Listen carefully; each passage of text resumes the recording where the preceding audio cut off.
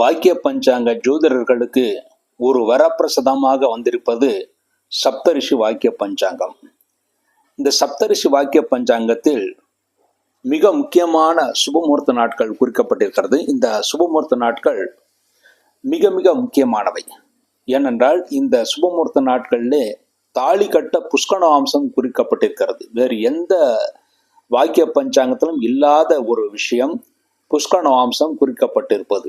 இந்த சப்தரிஷி வாக்கிய பஞ்சாங்கம் மட்டுமே ஒவ்வொரு சுபமுகூர்த்த நாட்களுக்கும் தாலி கட்ட புஷ்கரவாம்சம் குறிக்கப்பட்டிருக்கு. இந்த புஷ்கரவாம்சத்திலே தாலி கட்டினால் நிச்சயமாக நல்லபடியாக தம்பதிகளுடைய வாழ்க்கை நன்றாக இருக்கும் என்று குறிக்கப்பட்டிருக்கிறது. மேலும் அனைத்து சுப நாட்களிலும், அதாவது காலை முதல் மாலை வரை இரவு வரை எல்லா சுபமுகூர்த்த நாட்களிலும் சுப நாட்களிலும் சுபஹோரை நல்ல நேரங்கள் குறிக்கப்பட்டிருக்கிறது. இதை வைத்து குழந்தைகளுக்கு அன்னப்பிராசனம், அதாவது முதலாக சோறுட்டுதல் என்று சொல்லக்கூடிய அன்னப்பிராசனம், மாங்கல்யம் வாங்குதல், நிஷேகம் என்று சொல்லக்கூடிய சாந்தி முகூர்த்தம் செய்தல், பும்சவனம் என்று சொல்லக்கூடிய சடங்கு, சீமந்தம், வளைகாப்பு செய்தல், குழந்தைகளை தொட்டிலில் இடுதல், குழந்தைகளுக்கு காது குத்துதல், முடியறக்குதல், காது குத்துதல், வித்யாரம்பம் அதாவது படிப்பை தொடங்குதல், உபநயனம் செய்தல், மந்திரத்தை உபதேசம் பெறுதல், உபதேசம் செய்தல், உபநயன சடங்குகள் செய்தல், திருமணத்திற்கான சடங்குகள் செய்தல், பெண் பார்த்தல், வரன் பார்த்தல், ஜாதக பரிவர்த்தனை செய்தல், ஜாதகம் பார்த்தல், புது வாகனத்தை வாங்குதல், அதை ஓட்டுதல், உழவு ஆரம்பித்தல், புது ஆபரணம் வாங்கி அணிந்து கொள்வது, கிரக ஆரம்பம் வீடு கட்ட ஆரம்பித்தல், கிரகப்பிரவேசம் செய்தல், வியாதேசர்கள் மீண்டும் வியாதி வரக்கூடாது என்பதற்காக வியாதேசர்கள் மருந்து உண்ணுதல், வியாதேசர்கள் குளித்தல், பிரயாணம் செய்தல், பிரயாணம் எந்த நேரத்தில் செய்வது என்ற அந்த நல்ல நேரம், கடன் தீர்த்தல், தொழில் தொடங்க ஆகியவை எளிதில் பார்த்தவுடன் குறித்து கொடுக்கும்படி, எல்லா ஜோதிடர்களும் எளிதில் பார்த்தவுடன் குறித்து கொடுக்கும்படி ஒவ்வொரு நல்ல நாட்களும், அதாவது வரக்கூடிய விசுவாச வருஷத்தின் ஒவ்வொரு நல்ல நாட்களும் சுப நாட்கள்ல சுப நேரங்கள், அதாவது சுபஹோரை நல்ல நேரங்கள் குறிக்கப்பட்டிருக்கிறது. இந்த சுபஹோரை நல்ல நேரங்கள் நம்முடைய பஞ்சாங்கத்தில் 42வது பக்கம் முதல் 44வது பக்கம் வரை கொடுக்கப்பட்டிருக்கிறது. அதன் பிறகு வருடம் முழுவதும் ஒவ்வொரு ராசிக்கும் சந்திராஷ்ட தினங்கள் பக்கம் 46வது பக்கத்திலே கொடுக்கப்பட்டிருக்கிறது. 47வது பக்கத்திலே சந்திராஷ்டக தினத்தை எப்படி அறிவது என்ற விஷயம் கொடுக்கப்பட்டிருக்கிறது. அதன் பிறகு நவகிரக பாதச்சாரங்களுக்கு வேறு பஞ்சாங்கத்தில் நாளிகை வினாடி மட்டுமே இருக்கும். நம்முடைய சப்தரிஷி வாக்கிய பஞ்சாங்கத்தில் நாளிகை வினாடியுடன் மணி நிமிஷமும் கொடுக்கப்பட்டிருக்கு. அதன்படி மணி நிமிஷத்தை பார்த்து உடனடியாக எந்த நேரத்தில் எந்த கிரகம் எந்த பாதச்சாரத்தில் செல்கிறது என்று அறிந்து கொள்ள முடியும். இப்பஞ்சாங்கத்தை உலகம் முழுவதும் உபயோகிக்க நேர வித்தியாசங்கள், ஒவ்வொரு நாட்டிற்கும், நம்முடைய இந்திய நாட்டிற்கும் வேறு வெளிநாட்டிற்கும் நேர வித்தியாசங்கள் பக்கம் 54வது பக்கத்தில் கொடுக்கப்பட்டிருக்கிறது. அதன் பிறகு கொடுக்கப்பட்ட நாளிகைக்கு, அதாவது பஞ்சாங்கத்தில் கொடுக்கப்பட்ட நாளிகைக்கு நாளிகை வினாடிக்கு சமமான மணி நிமிஷங்கள் எப்படி கணிப்பது என்ற விவரங்கள் பக்கம் 55வது பக்கத்தில் கொடுக்கப்பட்டிருக்கிறது. அதன் பிறகு தினசரி திதி நட்சத்திர முடிவு நேரங்கள் நாளிகை வினாடியுடன் மணி நிமிஷமும் கொடுக்கப்பட்டிருக்கிறது. முதல் கரணம் எல்லா பஞ்சாங்கத்திலும் இருக்கும், இரண்டாவது கரணம் இருக்காது. ஆனால் நம்முடைய சப்தரிஷி வாக்கிய பஞ்சாங்கத்தில் இரண்டாவது கரணமும் நாளிகை வினாடியுடன் கொடுக்கப்பட்டிருக்கிறது. சிலருக்கு தீட்டுக்கள் அறிந்து கொள்வதில் சிரமங்கள் இருக்கும். அதாவது இந்த தீட்டுக்கள் முதல் நாளில் தீட்டு ஆரம்பிக்கிறதா, அடுத்த நாளில் தீட்டு ஆரம்பிக்கிறதா என்று சிரமங்கள் இருக்கும், அதாவது குழப்பங்கள் இருக்கும். நம்முடைய தர்மசாஸ்திரப்படி இரவு நேரத்தை 4 பாகமாக பிரித்து 3வது பாகத்தில் முதல் பாதி முந்தின நாளாகவும் 2வது பாதி அடுத்த நாளாகவும் கொடுக்கப்பட்டிருக்கிறது. இதுதான் தர்மசாஸ்திரம். அந்த நேரத்தின்படிதான் தீட்டுக்கள் முதல் நாளா 2வது நாளா இருந்து அறிந்து கொள்ள முடியும்.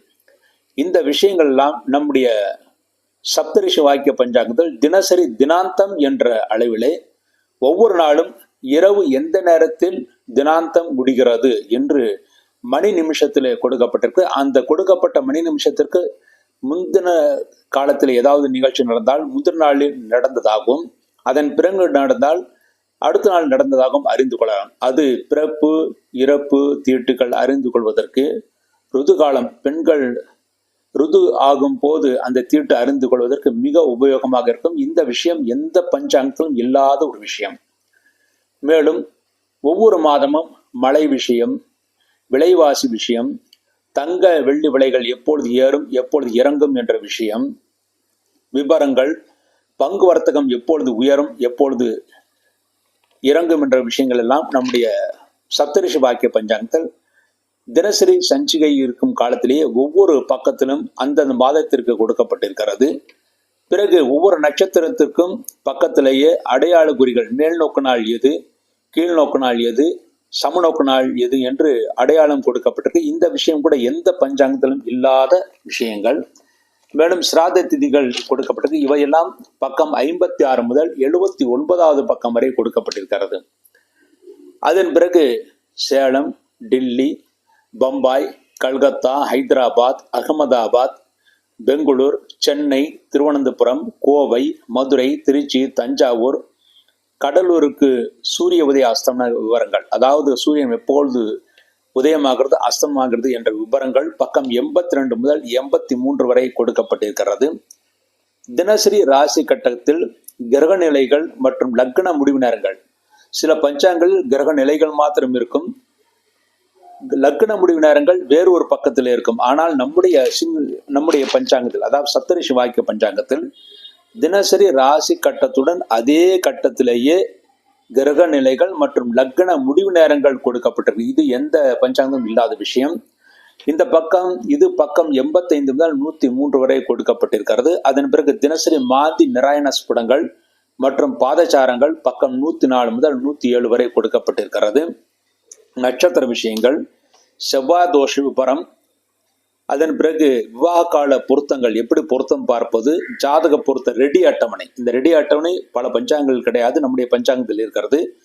இவையெல்லாம் 108வது பக்கம் முதல் 112வது பக்கம் வரை கொடுக்கப்பட்டிருக்கிறது. மேலும் ருது கால பலன்கள், அதாவது எப்பொழுது ருதுவானால் எந்த பலன்கள் நடக்கும் என்ற விஷயங்கள் எல்லாம் பக்கம் 130 கொடுக்கப்பட்டிருக்கிறது. இந்த ருது காலத்திலே எந்த கிழமையில் ருதுவானால் எந்த பலன்கள், எந்த மாதத்தில் ருதுவானால் எந்த பலன்கள், எந்த நட்சத்திரத்தில் ருதுவானால் எந்த பலன்கள், எந்த திதியில் எந்த லக்னத்தில் ருதுவானால் எந்த பலன்கள் என்ற விஷயங்கள் எல்லாம் கொடுக்கப்பட்டிருக்கிறது. மேலும் மூலம், ஆயில்யம், விசாகம், கேட்டை நட்சத்திர தோஷ விவரங்கள். பொதுவாக மூலம், ஆயில்யம், கேட்டை, விசாகம் என்றாலே எல்லோரும் ஜாதகத்தை ஒதுக்கி வைத்து விடுவார்கள். ஆனால் அப்படி ஒதுக்கக்கூடாது என்றும், அது நட்சத்திரத்தில் எந்த பாதம் தோஷம் என்றும், அதன் பிறகு அந்த தோஷம் எந்த கிரகத்தோடு சேர்ந்தால் தோஷங்கள் அந்த பாத தோஷங்களோடு இல்லை என்றும் முழுமையான விளக்கங்கள் பக்கம் 113 கொடுக்கப்பட்டிருக்கிறது. இதை வைத்து மூலம், ஆயில்யம், விசாகம், கேட்டை நட்சத்திரத்தில் பிறந்த ஆண்களுக்கும் பெண்களுக்கும் எளிதாக விவாகம் செய்து கொள்ளலாம். நட்சத்திர தாராபலன் அட்டவணை, எந்த நட்சத்திரத்துக்கு எந்த நட்சத்திரம் உகந்தது எது உகந்தது அல்ல என்ற விஷயம் நட்சத்திர தாராபலன் அட்டவணை பக்கம் 114 கொடுக்கப்பட்டிருக்கிறது. கடன் கொடுக்கக்கூடாத நட்சத்திரங்கள், சர்வ முகூர்த்தாதி சுபகாரிய விஷயங்கள் பக்கம் 116 முதல் 118 வரை கொடுக்கப்பட்டிருக்கிறது. அஸ்வினி முதல் 27 நட்சத்திரங்களில் செய்ய வேண்டிய சுப காரியங்கள் பக்கம் 119 120 கொடுக்கப்பட்டிருக்கிறது. மேலும் அதே பக்கத்திலேயே இறந்தால் தோஷமுள்ள நட்சத்திரங்கள் தனிஷ்டா பஞ்சமி என்று கூறுவார்கள், அதற்குரிய பரிகாரங்களும் கொடுக்கப்பட்டிருக்கிறது.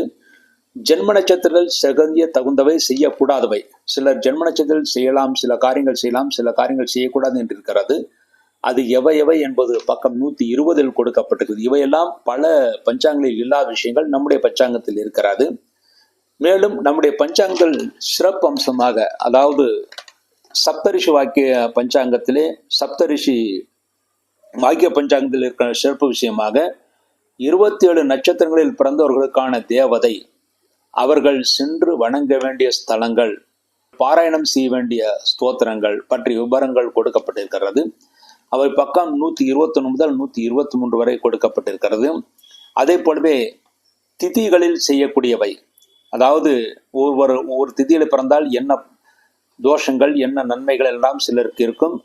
அந்த திதிகளின் தேவதை, கோயில்களில் ஸ்தோத்திரங்கள், கோயில்கள், அப்புறம் ஸ்தோத்திரங்கள், அவர்கள் பாராயணம் செய்ய வேண்டிய ஸ்தோத்திரங்கள் பற்றிய விவரங்கள் ஆகிய பக்கம் 124 முதல் 125 வரை கொடுக்கப்பட்டிருக்கிறது.